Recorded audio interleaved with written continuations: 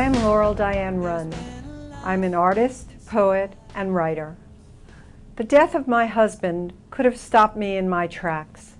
Instead, it not only took me into a place of intense sorrow, it also took me on a journey into personal transformation.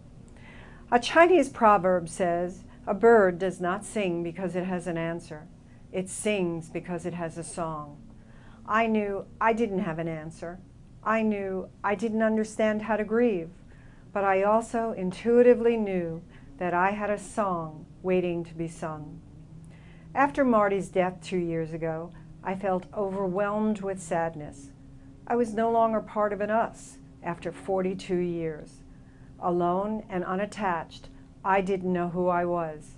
I felt invisible. Death has been an unexpected teacher.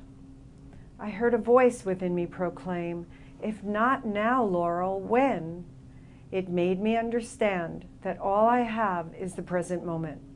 My past is over. I don't know what's going to happen tomorrow, and for sure Marty's death taught me that my today is the only day that really counts.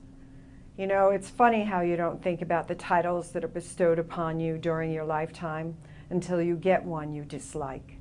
I was called a child, a mother, a wife, a friend, and a successful businesswoman. And now I'm called a widow. That title was just uninvited. So for me today, the title I claim is I am. I am a woman who has been reborn in the afternoon of my life. I know that I am vital, alive, and open to life's infinite possibilities. One of the most wrenching events of our lives is to experience the death of a loved one. Though it may seem difficult to imagine, such a tender and emotionally charged time can also be filled with a sense of self-awareness and a transformed spirit. My passion for words and art emerged when an insightful grief counselor introduced me to expressive arts therapy. I jumped right in. Sometimes the artwork came first, acting as a catalyst for my poetry, or at other times my words inspired the creation of a piece of art. These creative endeavors helped soothe my wounds and put me on a path towards healing and renewal. From the grieving process, my book, Emerging Voices, was born.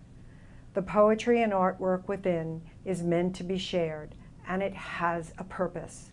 There can be great solace in writing, so there are blank journal pages within the book in order to encourage readers to write down their own thoughts and feelings.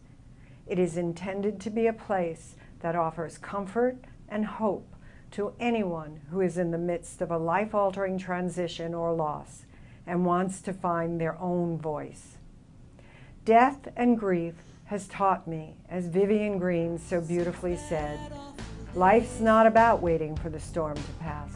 It's about learning to dance in the rain. Not the person that I used to be, and that I'll never be the same. That's true.